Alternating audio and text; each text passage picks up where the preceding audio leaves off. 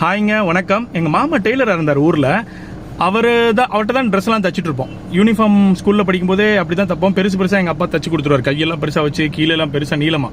கொஞ்சம் வளர 11th 12th கிட்ட வர அப்பாட்ட சொல்லிட்டு, அப்பா நானே போய் அளவு கொடுத்துக்கிறேன் அப்படின்னு சொல்லிட்டு நீட்டாக நமக்கு தேவையான மாதிரி நல்லா ஃபிட்டாக தைக்கிறது, அப்படியே கை ஆர்ம்ஸ் பிடிக்கிற மாதிரி தைக்கிறது, இதெல்லாம் செய்ய ஆரம்பித்தோம்.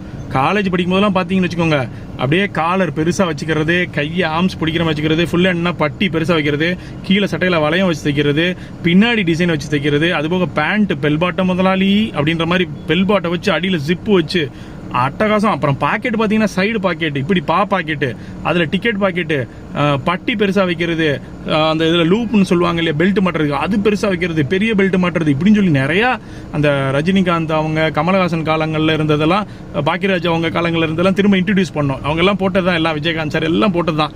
ஆனால் அதை இன்ட்ரடியூஸ் பண்ணி அதை பெருமையாக போட ஆரம்பித்தோம். காலம் பயங்கர வேகமாக ஓடிடுச்சு. காலேஜுக்கு போயாச்சு. ரொம்ப நாள் கழிச்சு ஊருக்கு போகும்போது மாமாவோட கடையை காணோம். என்னடா, மாமா அந்த கடையோட முதலாளி, அவர் கீழே ஒரு 5-6 பேர் வேலை பார்க்குறாங்க. பயங்கர பிஸியான ஆள். கடைக்கு போகிறேன், கடையை காணா. அவரும் இல்லை, அவர் கீழே வேலை பார்த்தவங்களும் இல்லை. சரி, மாமா வீட்டுக்கு போய் விசாரிக்கலாம். மாமா வீட்டுக்கு போய் விசாரிச்சோன்னா மாமா அத்தை சொல்கிறாங்க, மாமா செக்யூரிட்டி வேலைக்கு போகிறா பாருன்னாங்க. செக்யூரிட்டி வேலைன்றது இங்கே மோசமான வேலை இல்லை. நான் அதை பற்றி பேசவே வரல. எல்லா வேலையுமே, எல்லா தொழிலுமே உழைப்பு தான், அது மேன்மையான விஷயங்கள் தான். ஆனால் அவர் 30 வருஷமாக டெய்லரிங் தொழில் பண்ணவர். அவர் அதை விட்டுட்டு ஏன் போனார் அப்படின்னு மாமா வந்தோடனே கேட்டால், மாமா சொல்றாரு, எல்லாருமே ரெடிமேடுக்கு போயிட்டாங்கப்பா, யாருப்பா தைக்க கொடுக்குறா, அப்படியே 1-2 சட்டை தைக்க வருது, அதை வச்சு நம்ம கிட்ட வேலை பார்க்குறவங்களுக்கு சம்பளம் போட முடியல அப்படின்னு வருத்தமாக சொன்னார். அவர் செக்யூரிட்டி வேலைக்கு போயிட்டு நைட் ஷூட் போயிட்டு வந்துட்டு பகலில் அவரை தொந்தரவு பண்ண முடியல, தூங்கிட்டார். ஸோ இங்கேருந்து ஒரே ஒரு விஷயம் தான் எனக்கு புரிஞ்சுது, எவ்வளோக்கு எவ்வளோ நம்ம விவசாயத்தை இந்த மாதிரி விஷயங்கள்லாம் சப்போர்ட் பண்ணாமல் ஆட்டோமேட்டிக்காக அழிய ஆரம்பிச்சிச்சு, நம்ம தான் அதுக்கு காரணமாக இருந்தோம். அதே மாதிரி எல்லா தொழிலுமே அழிய ஆரம்பிக்குது. இப்படி எல்லா தொழிலும் அழிய ஆரம்பித்தா நமக்கு அடுத்து இந்த மாதிரி தொழில்களுக்கெல்லாம் ஆளே இருக்காது.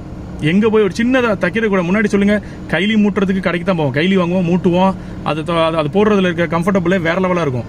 அதே நேரம் இப்போ ஒட்டிக்கோ கட்டிக்கோ ஜிப்பு, அப்புறம் பார்த்தீங்கன்னா அந்த கிரிப்பு எல்லாம் வந்துருச்சு. அது எல்லாம் டெக்னாலஜி தான். கிரிப்பு எப்பயுமே போயிடும்.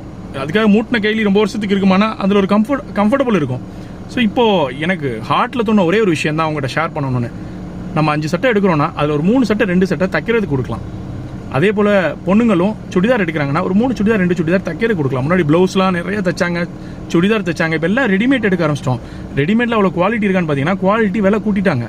நாளைக்கு உண்மையிலே ரெடிமேட் கடைக்காரங்க நமக்கு பெரிய காலரை வச்சது இந்த மாதிரிலாம் வேணும்னா 3000 ரூபா 4000 ரூபான்னு சொன்னால் நம்ம என்ன பண்ண முடியும்? இப்பயே அப்படி தான் சொல்கிறாங்க. அதனால தொழிலை வாழ வைக்கிறது ஒரு விஷயம், நமக்கு பிடிச்ச மாதிரி போட்டுக்கிறது, இது ரெண்டுமே நம்மளால் செய்ய முடியும்.